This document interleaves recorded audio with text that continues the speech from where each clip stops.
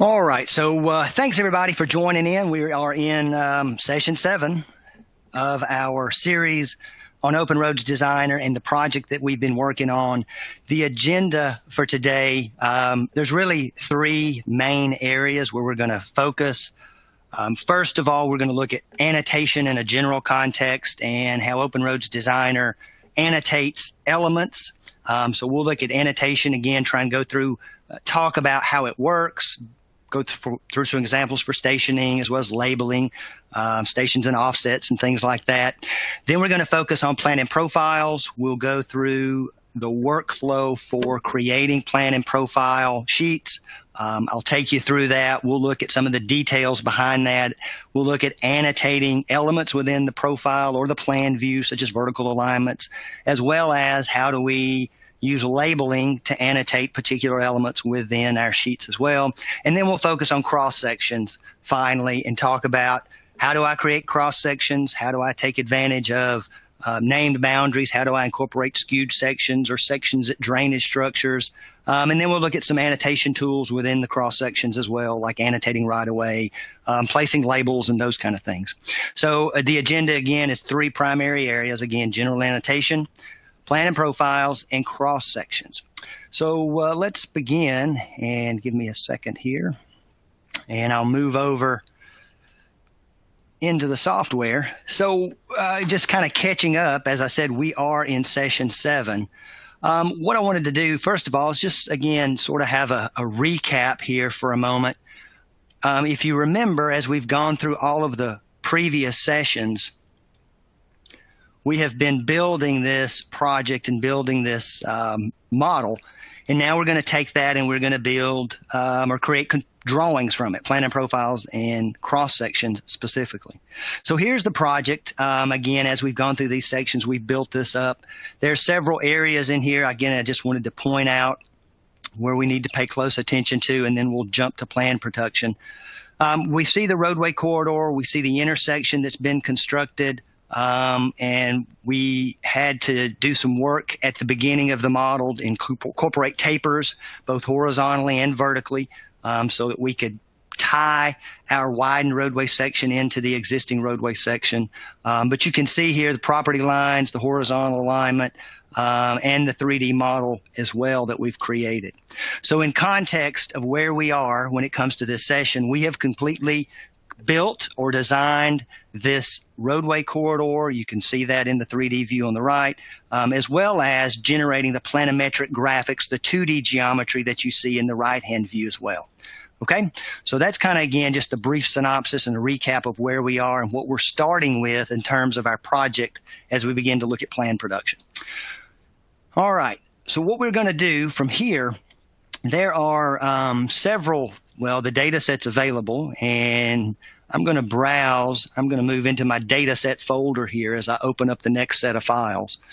And again, I'm going to move into this sheets directory, and I'm going to start in the plan and profile sheet.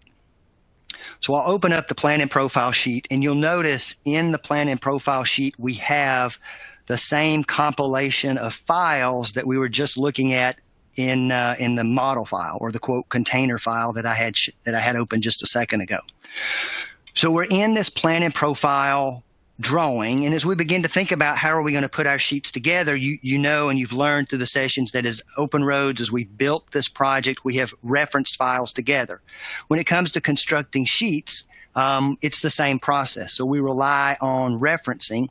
In our plan and profile sheets here, you'll notice I have referenced in every relevant file related to this project, okay? And this will be the DGN that we create the plan and profile sheets in. Now, before we get to creating the plan and profile sheets, there's a couple of things here I want to point out. One, you'll notice the center line has no annotation on it. So we're going to go first of all and move into that geometry file, and we're going to place some just general annotation, stationing and labeling along some horizontal elements. So I'm going to move, I'm going to browse here, and I'm going to go into that geometry file. All right, So I'm going to browse out. Again, I'm picking the file that contains my baseline. It also contains right-of-way elements also. And we're going to begin here looking at annotation in OpenRoads Designer. All right.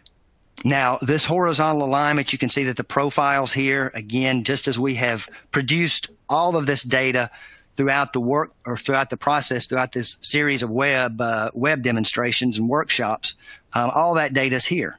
Now, again, you see the horizontal alignment. Now, to annotate that alignment, of course, I want to see stationing, I want to see bearings and distances, I want to see PCs and PTs. So to annotate that alignment, what we want to do is I'm in the OpenRoads modeling workflow, as we've been throughout the session. I'm going to go over to the Drawing Production tab. And on the Drawing Production tab, there are several tools that we'll use throughout the session. The first of those is this button called Element Annotation. So I'm going to click Element Annotation, and then I'm going to follow the prompts, and I'm going to select my alignment. Then I'll right-click, as the prompt tells me, to place the annotation on the element. And so if we zoom in now, using the Annotate Element tool, I've annotated my horizontal alignment. We see the stationing, the tick marks, again, the stationing for the PCs and bearings and distances. Those typical types of annotations that we see on a horizontal element. Now, how did this particular element know to annotate in this way? Where are the definitions of how this element should look when I apply the element annotation tool to it? So let's take a look here at some of the behind-the-scenes standards, and hopefully this will help you understand how annotation generally works. If you recall from prior sessions, every element in OpenRoads Designer has a feature definition. Okay? Now, this feature definition, if we select our alignment, we look at the properties, this has a feature definition called Geom Baseline. Every element has a feature definition. That feature definition defines or calls a symbology, okay? And so if we follow the hierarchy here, let's open up alignment, and we look here at the properties. So from here, from this feature definition, a symbology is being called upon, and that from that symbology, again, I'm working my way down the hierarchy here. From that symbology, if we open up the feature symbologies available here in the file,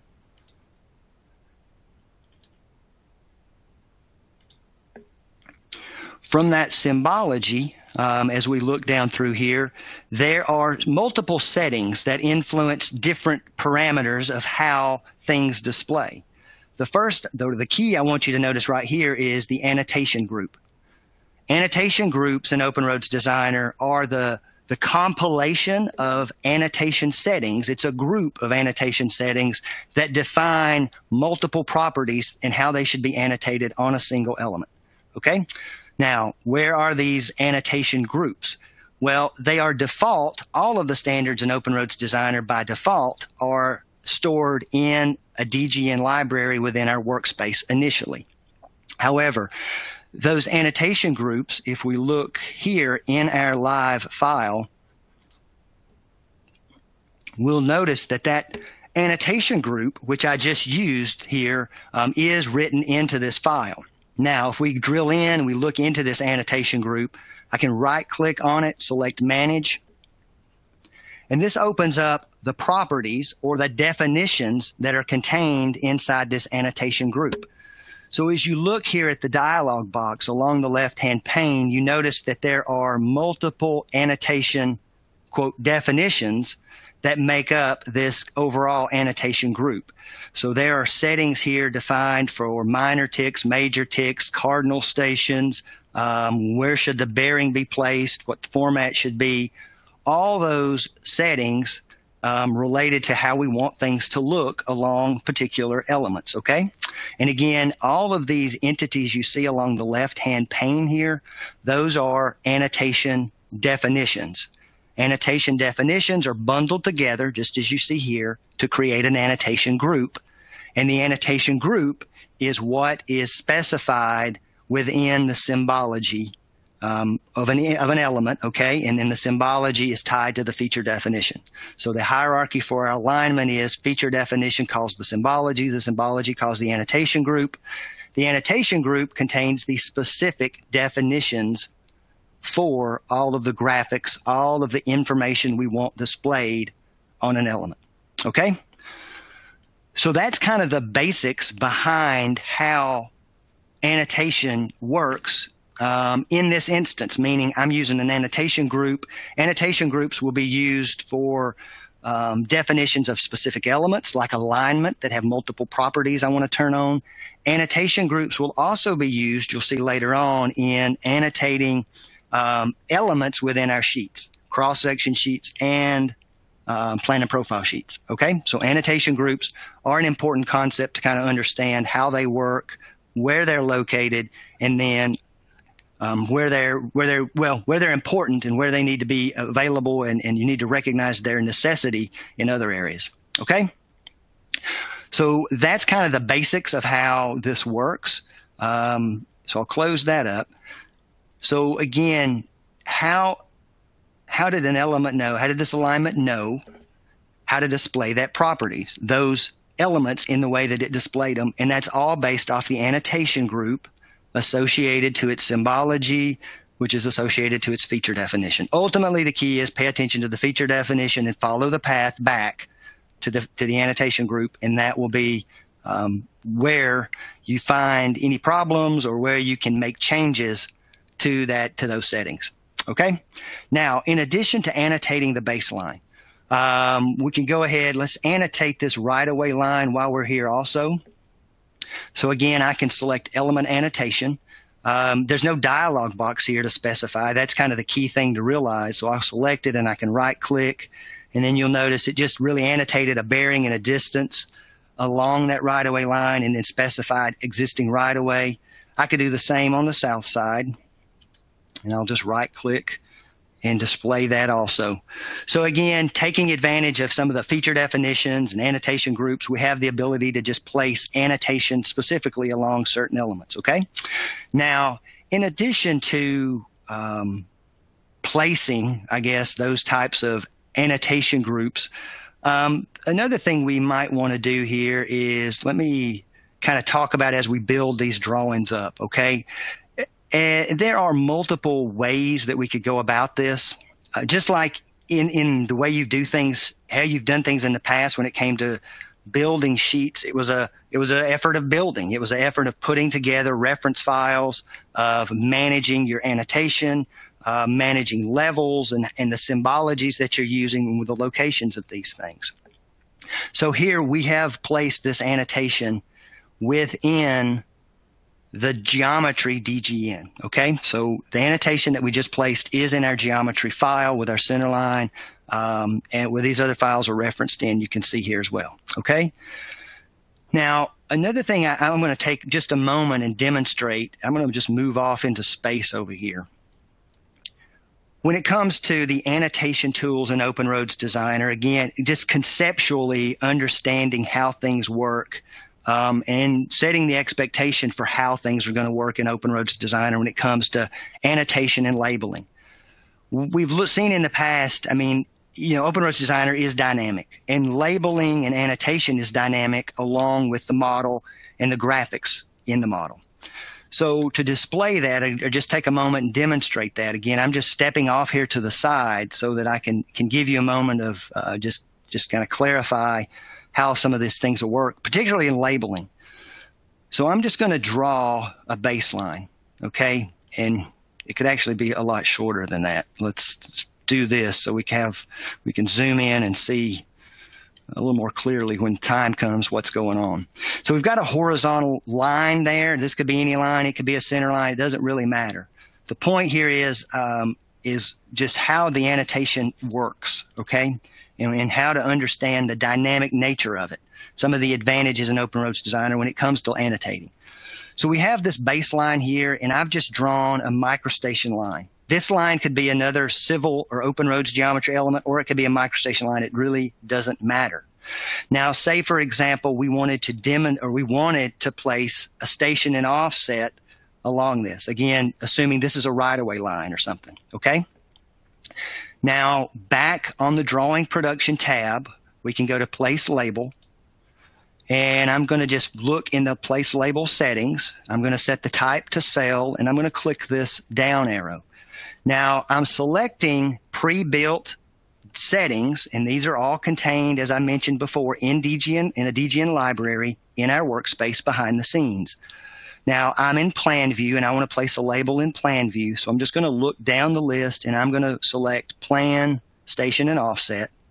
And now I need to follow the prompt in the lower left corner, and I'll select the baseline that's going to be the basis of my stationing and my offset, and then I'll snap to the end point of that graphic and data point. So it's picking up the stationing and it's picking up the offset based off of that selected horizontal alignment, and I can do the same on the opposite end. Okay, so that's easy enough. That's placing that label. But what happens when things change? How do the labels react when I make changes? You'll notice as I move this baseline around, let's just pull it up here close, you'll notice that the labels are changing based off of the movement of the baseline. Okay? The same is true if this graphic changed, the right-of-way changed, you'll notice that the label moves with it as well. So all of the labels that we're creating are dynamically associated to the graphics or the points to when we create them. Another common scenario is if we need to modify the label. So I can pick that label up and move it around, and the leader remembers where it's associated to, what elements it's associated to. So that gives us more flexibility also when it comes time to move those labels around so we don't have overlapping text and things like that, and we need to move around to clean up our sheets and make things look neat. Okay? So I just want to take a moment to sidestep and give you that quick demonstration. Everything you see here that I demonstrated propagates through our actual project. Okay, so all of the labels that we've placed so far will be dynamic in nature. If something changes, the labels will change to go along with it. Okay? All right, so continuing in our line of thinking, again, we're building up to create plan and profile sheets. And for time's sake, there's only so much I can do here as far as annotation goes, but I've annotated the baseline, we've annotated the existing right-of-way. So now let's move back, and I want to take a look and move back into the plan and profile sheets. And we're going to look at actually constructing those plan and profile sheets. So I'm going to move back into the plan and profile start.dgn.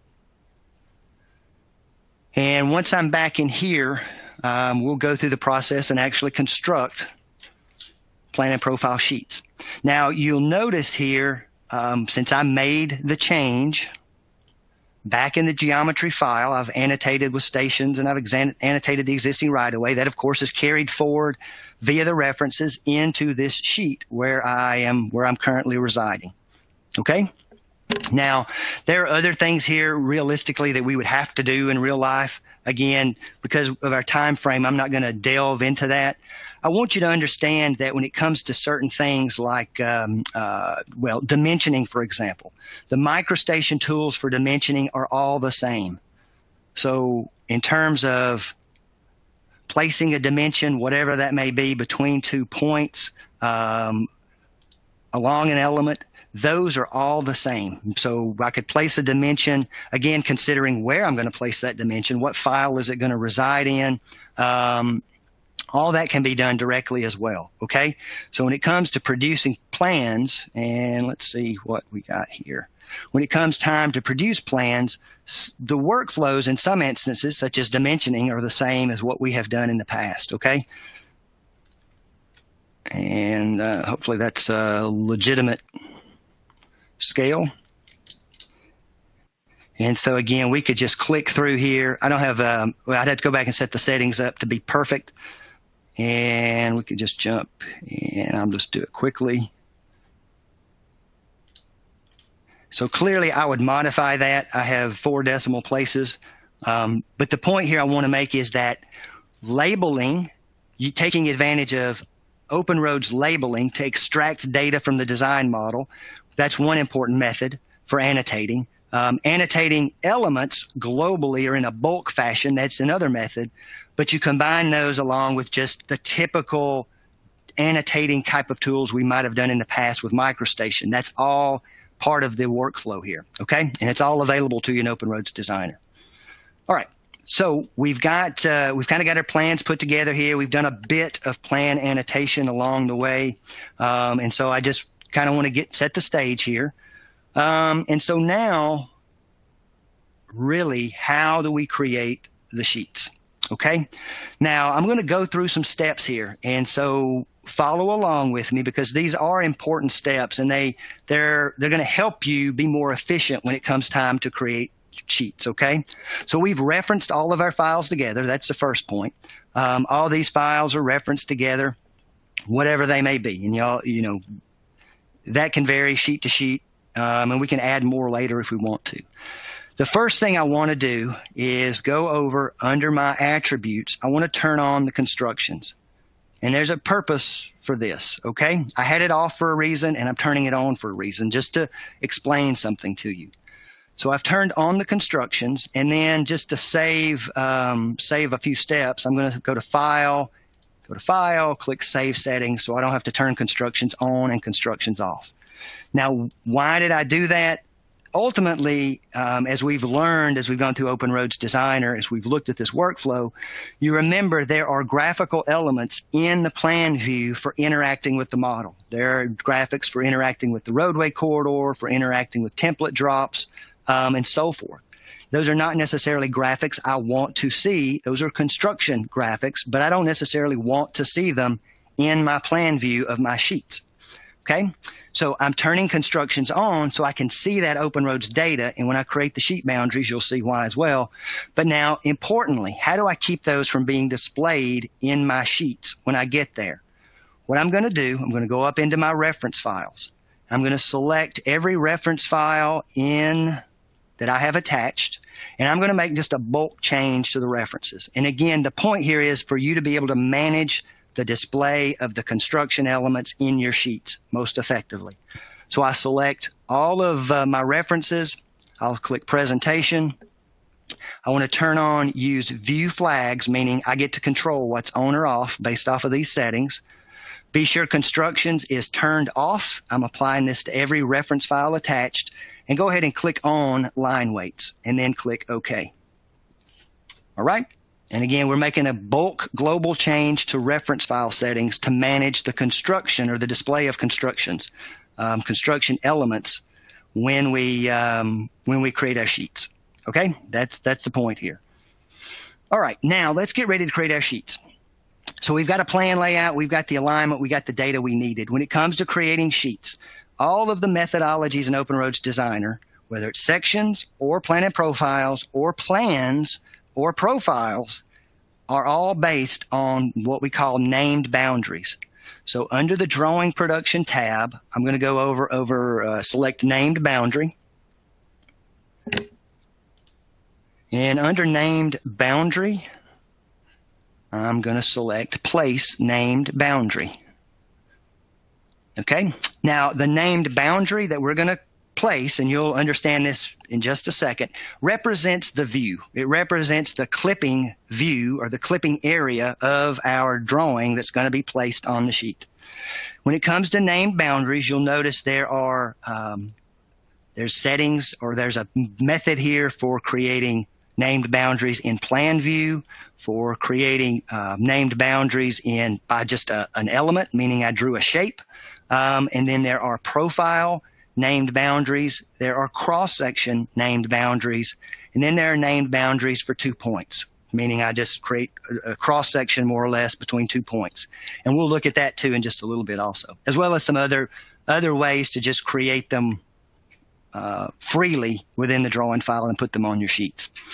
Now, since we're doing plan and profiles, we're going to begin in the plan. So we want to create a plan view named boundary. Now, if I click the plan view, the first important thing to realize is the selection of what's called a seed, a drawing seed. Now, what you see in the drop-down menu is based off of what we call a sheet seed file. These, again, are what you see here is predefined, delivered with OpenRoads Designer, and they are stored in the workspace in the DGN library behind the scenes. These definitely can be modified to meet your standards. The sheet seeds that we're looking at here, the drawing seeds, contain the scale of your drawing. You know, is it an ANSI D or ANSI C? What is it? What's your border? It defines the border that you want to use, okay, along with some other settings.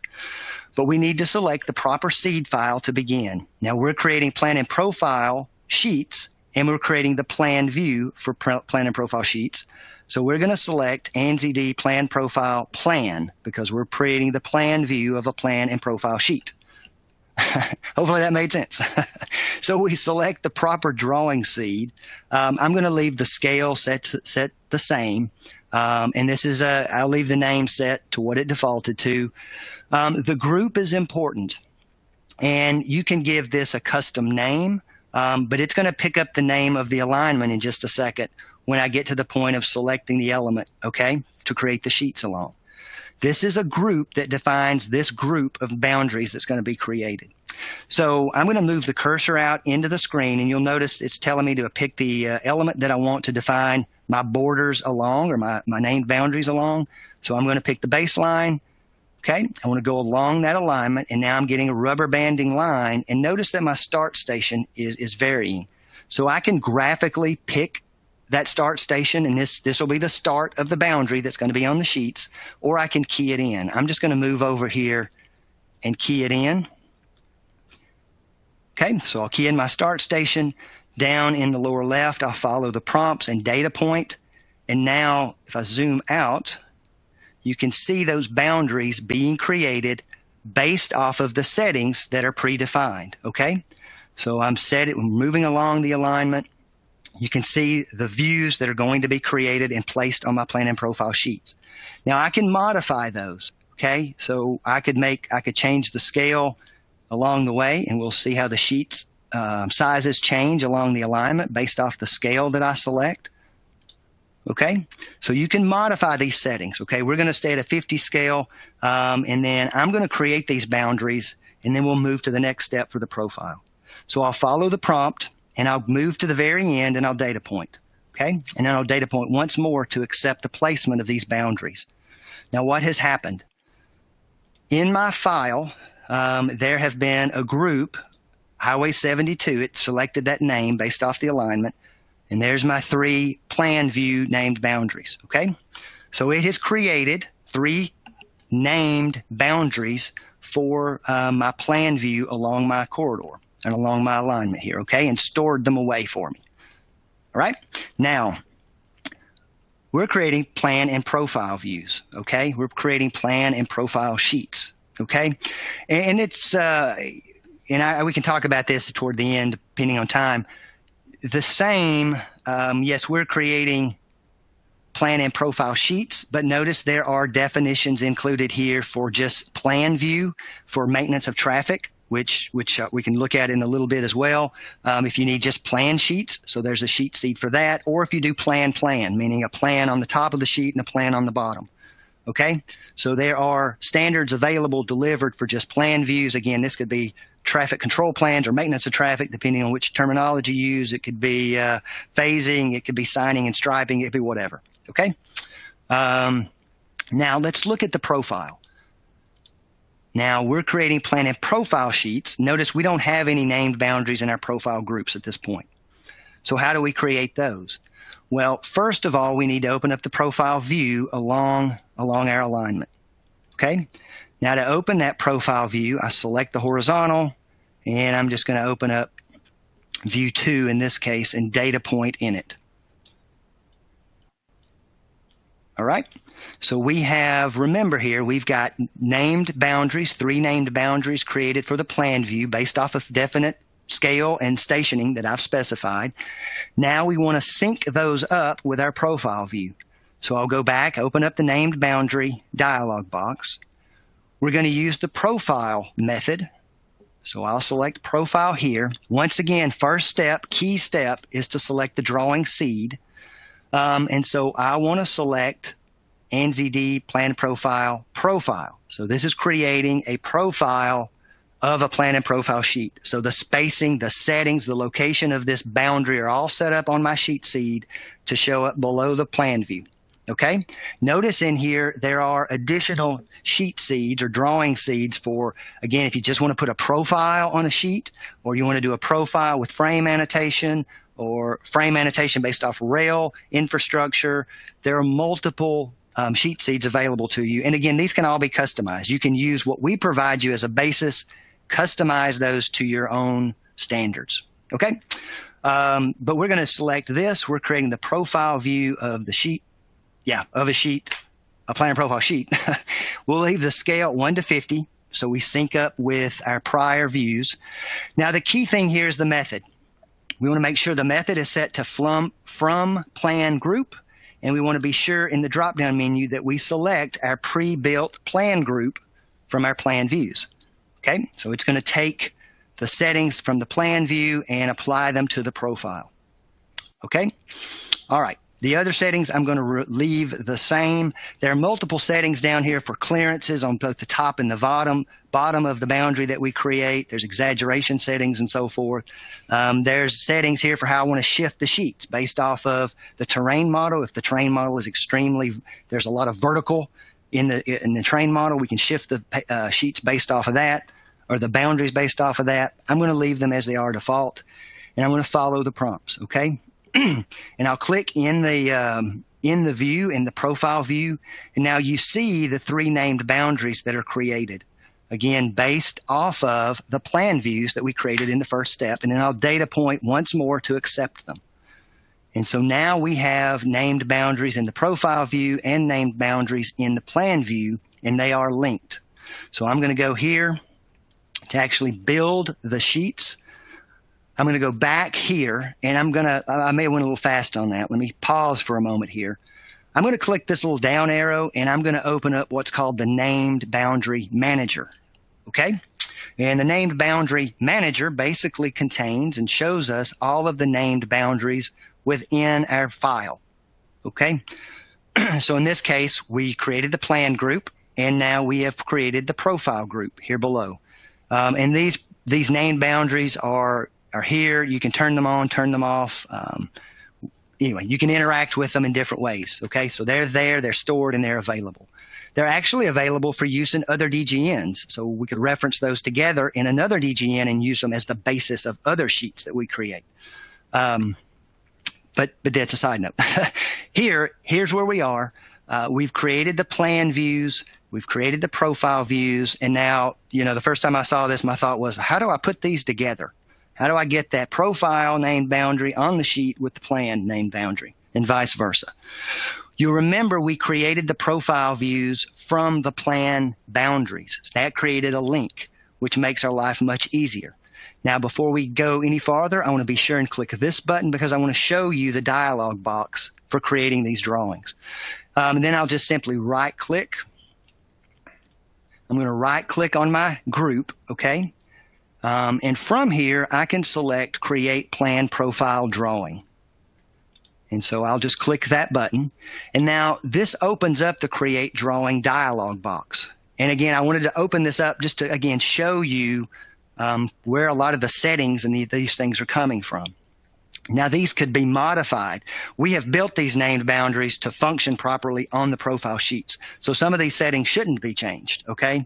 But we could make modifications to them as we go down through the list. I want you to be aware of 2 main points here. One is that we have settings for a drawing model, and we have settings for a sheet model. And we'll see those in practical life, in real life, in just a second. But there's a drawing model that'll be created and a sheet model. Also note the annotation group. As we looked at previously, annotation groups are used throughout OpenRoads Designer.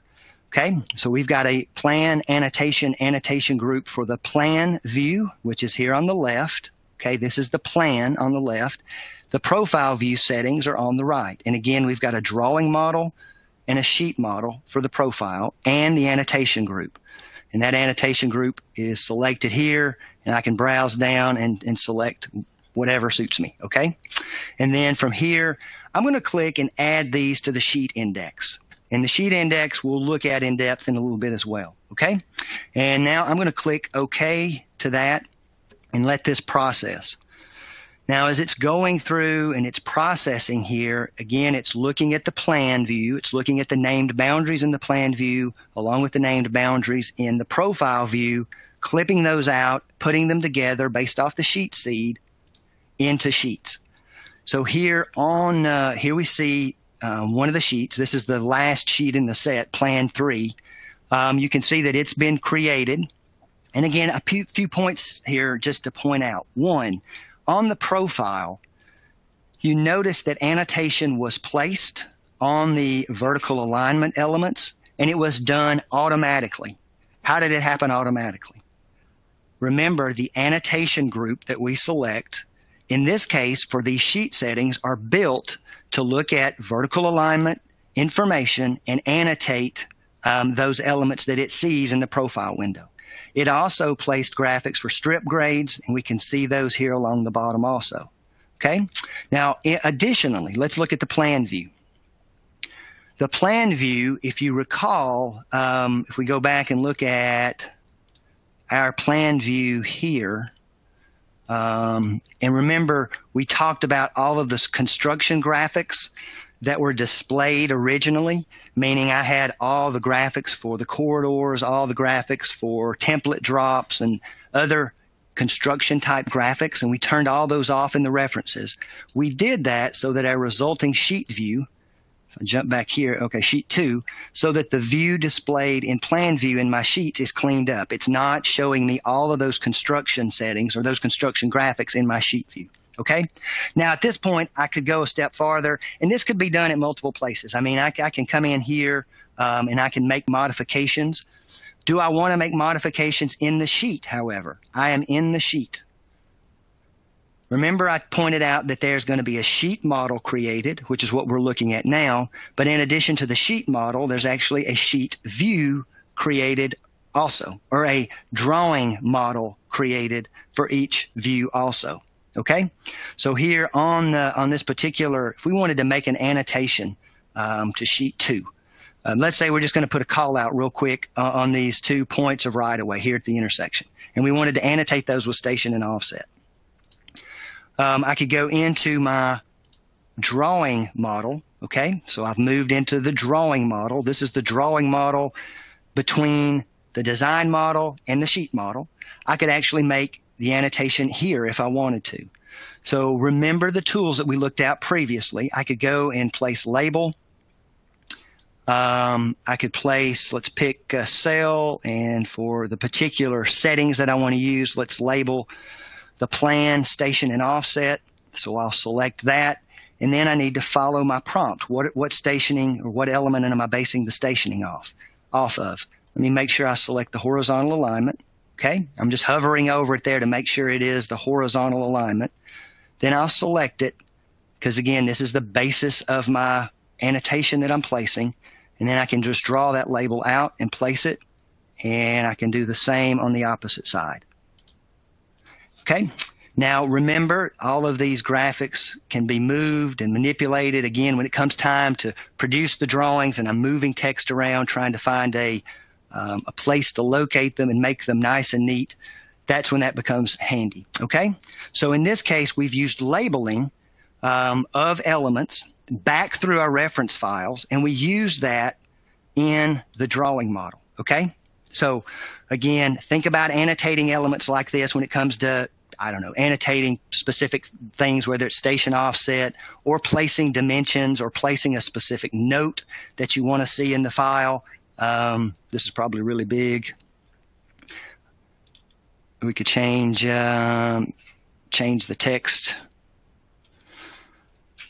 If we need to just place, text for particular things, that can all be done. And I can't type. That could all be done in this drawing model. Okay. And then that, of course, is then carried through to the actual sheet. So if we look back at the sheet, there's our text. Okay, so again, it's really similar to what we've done in the past, except now we have much more dynamic interaction, but it is a compilation effort. Now, I clicked a button to include those sheets in the sheet index, okay? Now, the sheet index resides here, and I have many sheets in here because I've done this multiple times in this work set. And so what's happening here, I can jump to the sheet. What's happening in this sheet index, the sheet index is creating a compilation of all of the sheets that I'm going to create in this project. And it's putting them in this sheet index in a single location. Doesn't matter what DGN they live in, doesn't matter what directory they live in. It only matters that they are the same in the same, quote, work set that we call it now, which is equal to a project. Okay? So that becomes very handy for us as well. All right, so that's plan and profile sheets. Again, that's the fundamentals of creating plan and profile sheets. Now let's look at cross sections. Okay? So we're going to move from our plan and profile drawing here, and let's go look at let's browse, and we'll go look at our cross-section drawing. Now, I divided these up just to keep it clear as to what we were doing. Plan and profile in one place, cross-section sheets in another, okay? They function, or the premise behind, or really the workflow behind both is pretty straightforward. Well, it's very similar. And so we're going to go through that now. Let me open up the 3D view. And all right, so we've got the 3D view opened. And let's just tile, and let me go and do File, Save Settings. When it comes time to create cross-section sheets, we have to have a 3D view, okay?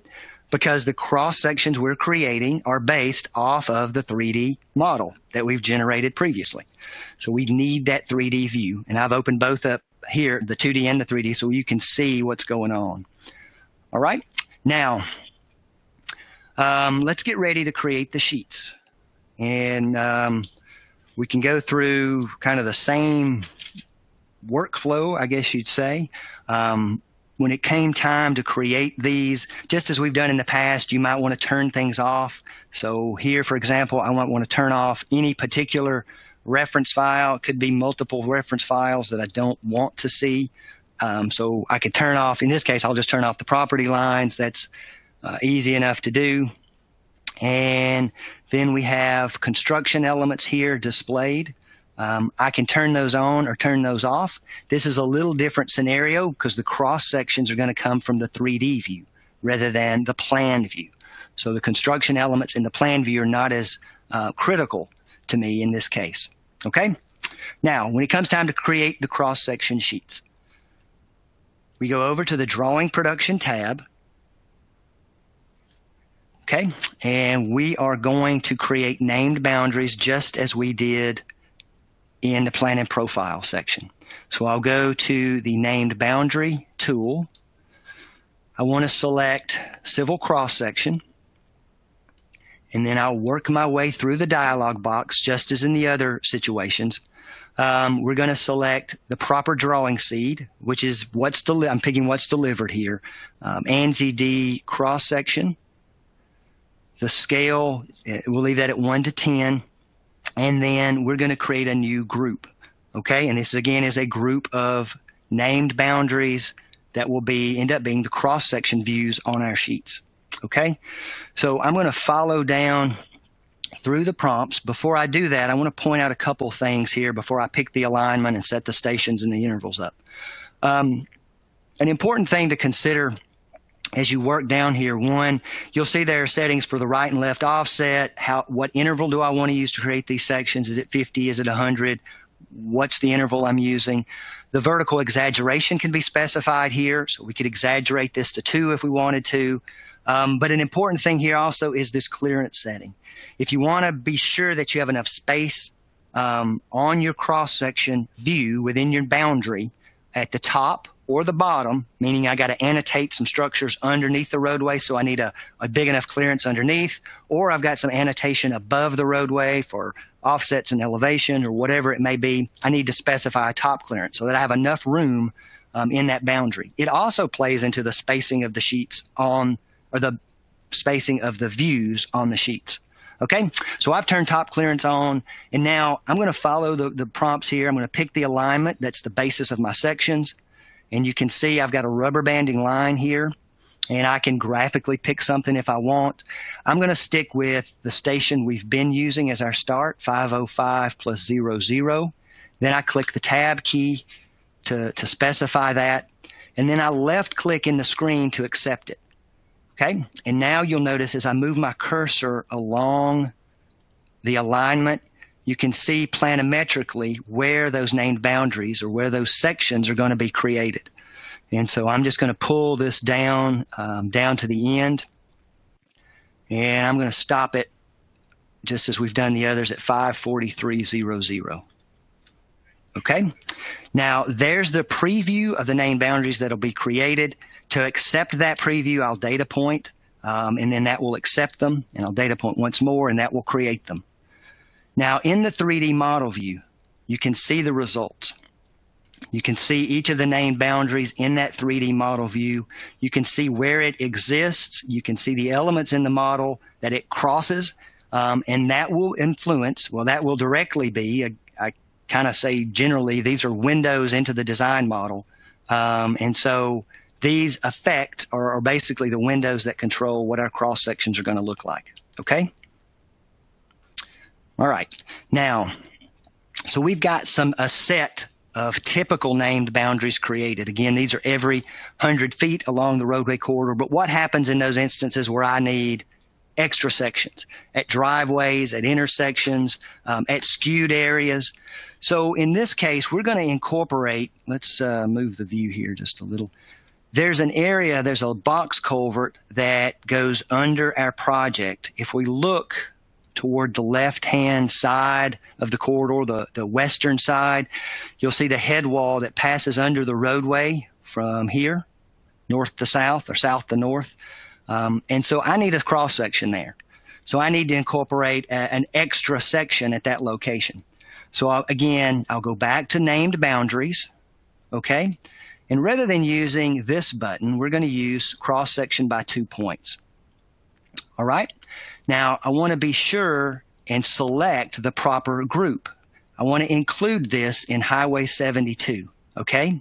So I am appending or inserting or adding, however you want to, terminology you want to use, this specific section into my list of named boundaries, okay? So I'm going to click that. I'm going to be sure that I include it in my Highway 72 group. I need to pick the alignment. That's the baseline. So I'll select that. And then I need to pick just the points from which I want to, or that'll be the basis for the correct section. So again, I'm kind of eyeballing this, but I'm going to just draw this across from head wall to head wall to get the section in. Anybody see the head wall? I've lost it. There it is. Okay. And so I'll pull this across there, and I'll data point and then data point once more to accept it. You can see that named boundary has been created in the view. Okay. And now I've got additional sections that I need to include as well. So I'm going to pan down the roadway here, and I've got just a drainage structure. Let's move along the model and find our location. I've got a drainage structure here that I need to include also on a section. So I'm going to use the same tool. I'm going to make sure that it's in the same group, and I'm going to follow the same process or the same prompts or the same steps. So I'm going to data point. Let me pick the alignment once more. Make sure I've got the right graphic.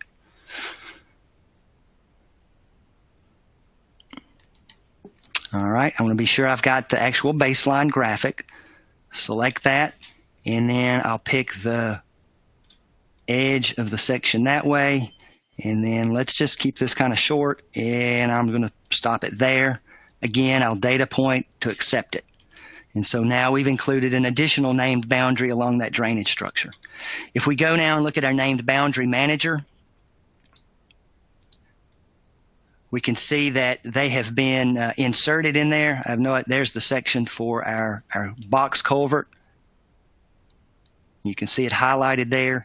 So by building this list it has inserted those additional sections, whether it's skewed, whether it's perpendicular, whether it's at a particular structure, or wherever it happens to be, it has inserted those properly into our list. Okay? So it's building this named boundary list in a sequential manner based off the stationing of the sections that we've defined. Okay?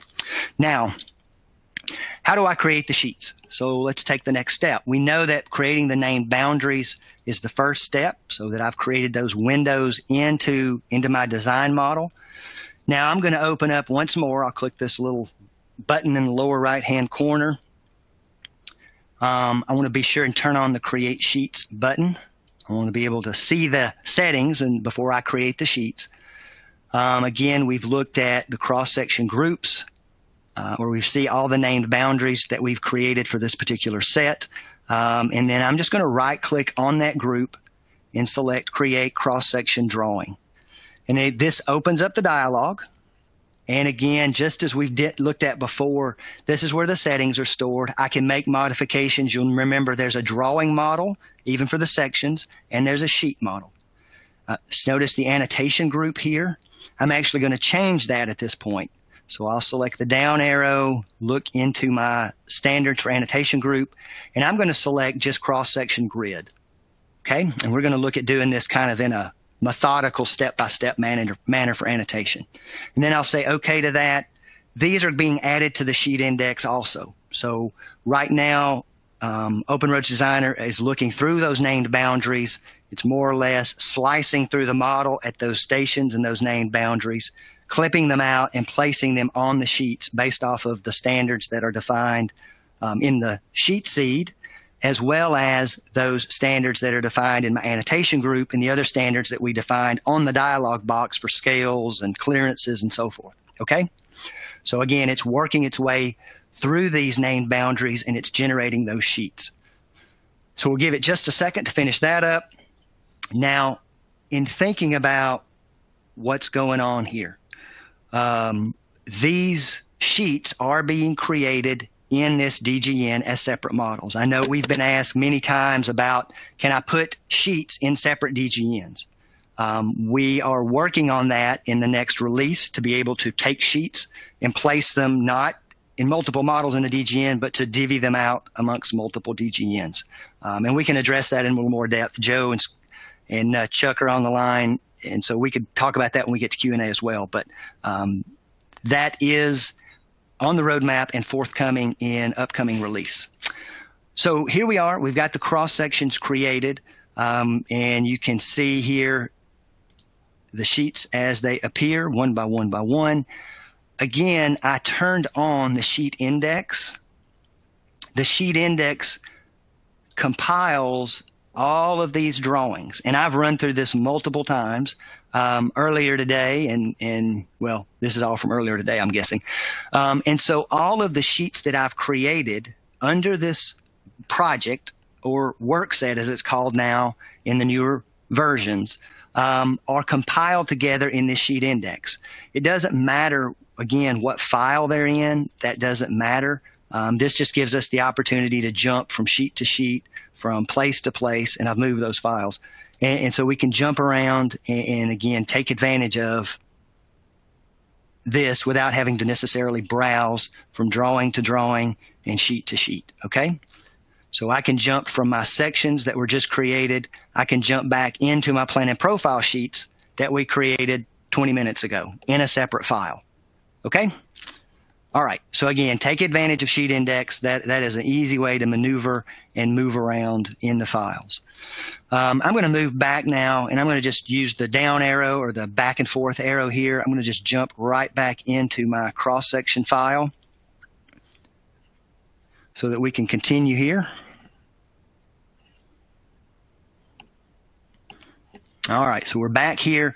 We're in our cross-section DGN, and let's say here I need to do a little bit of further annotation. Let me go pick a sheet view, and let's go find, I should have paid attention to the station where the drainage structure happened to be.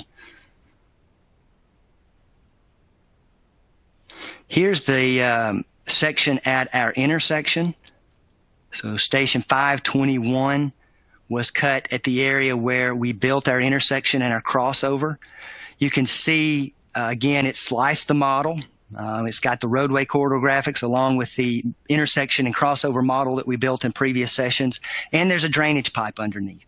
Okay, so if we need to annotate that, for example, I want to move to the view or the drawing model for that particular sheet view or that clipped cross-section view. So I'm going to move down. This was station 521. I'm going to jump into the station 521 drawing model. And just as before, I can place label here, select the proper label that we want to use. I want to be sure that I'm in the cross-section, so I'm looking at label XS for cross-section, and we can do offset and elevation, for example. So I'll select that label, then move into the cross-section, and let's just, again, this is kind of a quick example, but let's say I need to annotate the invert of that pipe. I can just select it and data point. And so that's a quick labeling effort. And these labeling tools can be used all across here in multiple places. So we can place those anywhere. Okay. Now, another important thing here to point out is, I guess there's two types of labeling. One is labeling as I've shown you here, meaning using labels, place label for those specific locations. Maybe we want to annotate the right-of-way along this as well. And so we want to take advantage of sort of a group bulk annotation methodology. So when I built these sheets, remember I placed just the grid in the sheets. I annotated them with only the grid, which you see, but let's say I want to come back and annotate them with more information. So I'll move into the drawing model, and I'm only going to do this for one section at this point in time, just for time's sake. I see we're at the hour. I'm going to go to Model Annotation, and this is a bulk tool for bulk annotation of a model, in this case, a drawing model. I'm going to select the annotation group I want to use. We used cross-section grid originally. Now I want to actually annotate just some basic annotation across the roadway surface. So I select the annotation group, and I'll data point once again to accept it. Okay? And so there, I messed something up. I must have clicked something incorrect here. Let's see. And possibly I have, let's see.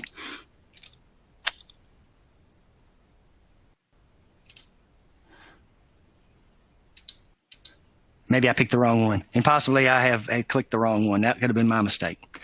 The point here is that using model annotation allows us to layer the annotation, meaning we could have multiple sets of model annotation. So we could display the grid, we could display the right-of-way, we could display cross slopes or points and so forth in order to just build that annotation up in a bulk manner. Okay? So I know we are close to the time. Let's go take a look at that one section, and then we'll take a few minutes and we will look we'll address Q&A. So if we look at this final set of sections here, you can see the structures present, and I must have gotten off of the pipe when I did this. You can see the structures here for the inlet, and I just kind of drew that haphazardly, so it's very possible I missed it. And you can see the outfall structure present in the cross section. And the point here is you can see the bridge structure as well. So the cross sections that we create, dynamic cross sections as well as planned production cross sections, are based off of the 3D model. If it is displayed in the 3D model, and that can be displayed via referencing, doesn't matter where it came from, it will display in the cross sections as well. Okay? So that's a key concept to understand when it comes to creating cross sections and cross section sheets, is just understanding that it is based strictly off the model.